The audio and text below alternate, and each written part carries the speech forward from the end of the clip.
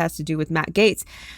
His appearance on Tucker Carlson, so many weeks ago was very weird. It was very weird behavior, very weird the details that he gave.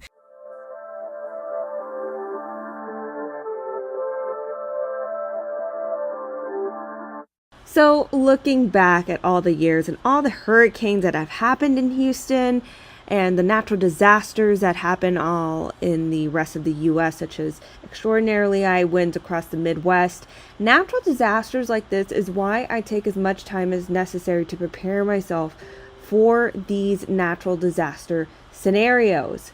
The most important tool in my toolbox is my backup solar bank. The backup solar bank is portable backup energy that is downright essential in an emergency. It's the single most convenient way to charge my phone or other electronic devices from virtually anywhere. It's basically a portable charger that fits in my pocket, but unlike typical power banks, it's entirely solar powered, so I never worry about outlets, wires, or batteries. Because this backup solar bank is powered by the sun, I can charge it from virtually anywhere at any time. It also supports wireless charging, so I just lay my phone on top of my backup solar bank and it'll charge my phone wirelessly. In celebration of the holiday season, this little baby is actually on sale. Click the link in my description below to place an order today. In the times that we're living in, you never know when we're going to need this. Muchachos y muchachas, this was not the setup that I was going to unveil today. Obviously, there's a lot of activity right now with me moving and, putting things in place and getting back into the swing of things at the same time. I've had a very exhausting past 72 hours, packing, cleaning, a lot, and I am so exhausted. But I was yearning to get back into some of the headlines going on, and there is definitely a lot going on. And additional to that, this was not the setup that I was going to unveil today. I have a whole new setup. There was something I couldn't quite figure out as I was starting to record. And so I will figure that out in the morning, and hopefully by tomorrow, you'll have a new glimpse of my setup. But for now, just for this video, you'll get a little bit of my reality right now. So anyway, let's jump into a headline here. I know that, in the past, I have had some mixed transitional feelings about Matt Gaetz, the situation, and I have opted, at first I was very speculative of, the New York Times in the past, how they have spun certain stories, they have been dishonest with their media and their reporting, and so I was very speculative and skeptical on them just spinning a story just to pin a Republican conservative.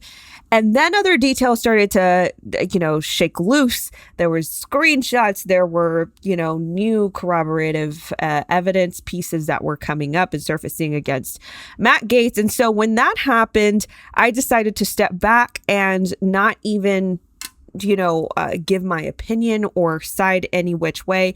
And I will just caveat that I'm still in the same place, that I am not yet cited, or, I don't fully have a grasp on that particular subject. And so I'm still in the middle about it. I'm still confused. I'm still kind of watching out to see what's going on. Well, there's something recently that came up yesterday about his I don't know if he was a partner in crime, but his old colleague, associate, if you will, named Joel Greenberg. So what we've gone through already as far as details, of course, you know about the New York Times. They were the ones who broke the story. There are a lot of generic details. There weren't any charges or anything of that sort. I thought it was full baloney. I could definitely still go that route and say it's full baloney. But then, as more details started to surface, and yes, it did surface through the Daily Beast. It did surface through other mainstream media outlets. But here's the thing about human behavior. Matt Gaetz has not, he hasn't directly you know, debunked, or he hasn't directly said that those texts are fake or made up. He's definitely denied it and slammed these things as slander, and that they're just trying to get him because he's conservative in all these things. And while, yeah, I'm still standing back, and I don't really want to have a certain opinion quite yet because we just don't know all of the details. I will say that his behavior was a little bit peculiar, especially him going on Tucker Carlson. If you haven't seen that video, I actually did make a video on that. You can go back and watch it. It has to do with Matt Gaetz. His appearance on Tucker Carlson, so many weeks ago, was very weird. It was very weird behavior, very weird the details that he gave. And, even Tucker Carlson was just kind of like taken back, as you could see. And, the weird part about that particular interview was that, Tucker was basically trying to probe him, like, what this was all new. So he was like, what's going on? What are these details? What are your sentiments? And out of left field, Matt Gaetz was like, yeah, you were, these are fake things. Just like, you remember that I brought that young lady to the dinner that we went to. And it was just so out of context and out of left field. Even I felt uncomfortable because it was like, this came out of nowhere. So anyway, boiling it down to those weird, peculiar behaviors of Matt Gaetz, which kind of have me just, kind of at a distance, just watching it, if there's anything to come about it. So there have been some new things to come about, and this was reported yesterday. This comes from Politico, and that is Gaetz associate Joel Greenberg pleads guilty to 6 federal crimes, including sex trafficking of a teen. So in total, there were 33 federal crimes that, are at stake. So he's pleading guilty to 6 of these, of which, let me just give you guys a memory jog on Joel Greenberg. Joel Greenberg is a tax collector. He's a politician in Florida. Apparently, allegedly, he utilized his access and power to access databases and public information, access citizen information. It was reported that he made fake licenses and all these things. And, it just feels like a movie of War Dog. If you guys have ever seen that movie with, I forget the names already, but it just feels like a big schemy, scummy scam.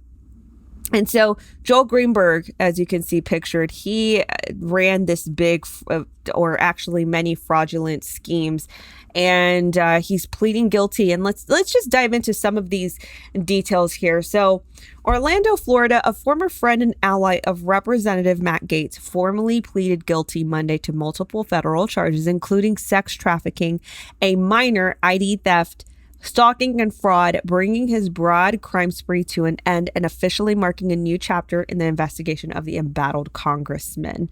So here's the thing.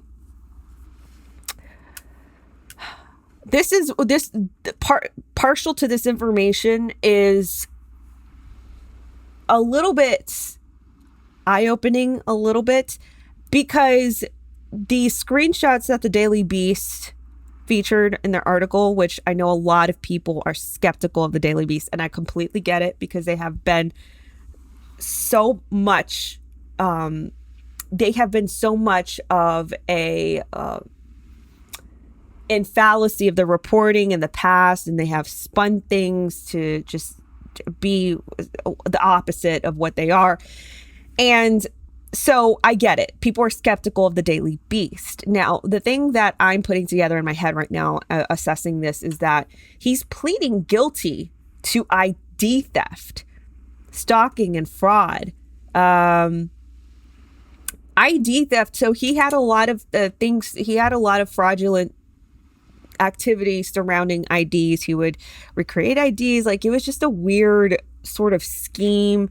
And so the fact that this is even being pleaded guilty to, it really sets some alarms off in my head. So, with that being said, a lot of people said that was fake and, these look like manufactured screenshots and all those things. But then I see like a federal charge of ID theft. Think, tangibly that would probably tie into some sort of ID recreation, fake IDs, like things of that nature. And those were details that were tying to Matt Gaetz. So I'm not sure if you guys can hear the thunder in the background, but Houston is really, really thundering hard. We're getting really hit with rain. And I was just thinking today, sorry, this is just a pause, but I was just thinking today, I was like, I wonder if this is going to be some sort of like flash flood, because it's been raining like this for the past couple days. I'm a little scared. Anyway, let's continue. Joel Greenberg, who had served a locally elected tax collector in Central Florida's Seminole County, had to resign his post last year after he was hit with the first of 3 indictments and eventually totaled 33 federal charges. But prosecutors agreed to pare those back in order to secure his cooperation. So if you guys don't already know, the reason why all of this happened with Matt Gaetz, being included, the initial part of the investigation, it cited that Joel Greenberg was singing. He was singing like a canary, and somehow that outed Matt Gaetz. At least that's what the New York Times wants us to believe, or that is what they are claiming to be the truth. That Joel Greenberg, because he is definitely 100% admitting to child trafficking, and he was a close associate to Matt Gaetz. Apparently he had some sort of information on Matt Gaetz doing the same sort of illegal activities with minors. And so his cooperation is big. Now, again, let me just remind you, I don't have a side anymore. Initially, again, it was New York Times. No, you're just, and then all these other details and screenshots started coming out. And I was like, okay, I'm just going to step back and just assess. So that's where I'm still at. Okay. So Joel Greenberg gave his cooperation. So I'll just skip down here. Of course, it's basically stating that Matt Gaetz has denied all of these allegations. And we'll skip down here where it says, what makes Greenberg's case so unusual is the scope of crimes he committed and pleaded guilty to, making him one of the most corrupt Florida politicians of all time. In all, there are 5 different categories of crimes Greenberg pled guilty to, and that are found in different sections of the federal law: sex trafficking of a child, stalking, identity theft, fraud of federal taxpayers, and ripping off local taxpayers in cryptocurrency scheme. And then I'm going to go down here to some more seedy, vulgar details. Greenberg first met his sex trafficking victim, and they're talking about the child now, on a website for sugar babies, seeking sugar daddies, according to a plea agreement, confirming an earlier Politico report concerning the website seeking arrangement. According to the plea, Greenberg paid her explicitly for sex at least 7 times after meeting her on April 24, 2017. On September 4th, of that year, Greenberg illegally accessed her driver license records after she told him she was underage. By the way, this was reported by different outlets that Greenberg did this. This was part of his fraudulent branches, reproducing IEDs, looking up and accessing the database for public information on, public demographics, age, all that. So it keeps coming up over and over. I'm just going to mention that. It keeps coming up over and over again. So he, where was I? He illegally accessed her driver license records and told her when she told him she was over underaged. 3 sources tell Politico that the victim had falsely advertised herself as the 19-year-old on seeking arrangement. Under the federal statute, a person who pays for sex with anyone under 18 cannot raise the defense that he believed she was part of that age, even if she produced a fake ID, according to attorneys familiar with the law. Greenberg, who paid a total of $70,000 for sex with different women he met through the website, insisted they make a drug MDMA with him and would pay them extra for it, the plea agreement said. Greenberg told others that the victim was underage and said no one had sexual relations with her after the day he accessed her ID. But during that 4-month and 11-day period, others suspected of having sex with her when she was a minor, a small window of time for prosecutors to find illegal activity from Gaetz or others. So he tried to get the victim to lie and, do all that jazz. So look, this is some new detail. The fact that he's pleading guilty to the spectrum of crimes, federal crimes, and the fact that he is doing it in cooperation, usually this is to lighten a sentence of some sort. It's just more information for me to continue my position on just standing back and assessing. I'm definitely eyeing Matt Gaetz. I'm definitely giving him the side eye because, I know that conservatives can just blindly just support, a candidate just because they're conservative or just because they're Republican. But this problem happens on both sides of the aisle. I know that because of everything that I read with the Daily TrafficK. It happens on both sides of the aisle. This is unveiling much of this corruption, whether it being in character or in actual, in actions within our government. But, I don't just blindly support Republicans just because I'm conservative. This is definitely a serious offense, definitely something that I, take seriously in my realm of work here. So this is definitely something that I'm just kind of side-eyeing him on. So anyway, guys, let me know what you think about Matt Gaetz. Do you think that maybe things are stacking up against him? Do you think that every single thing is absolutely a lie? Do you think that some of these components are true and some not? What do you think about all this? Because it's definitely not an easy thing to assess with the information that we have just now. But it is something that we should know, as we do have leadership in our governmental structure that obviously are dark in nature. So anyways, guys, thank you so much for your patience, your support. I will have a better backdrop tomorrow. Okay, I can assure you. Let me figure it out in the morning. I am exhausted. I'm probably going to do one more story before I go, and I think you guys will like that. Thank you guys so much for your support again. I will talk to you in the next video.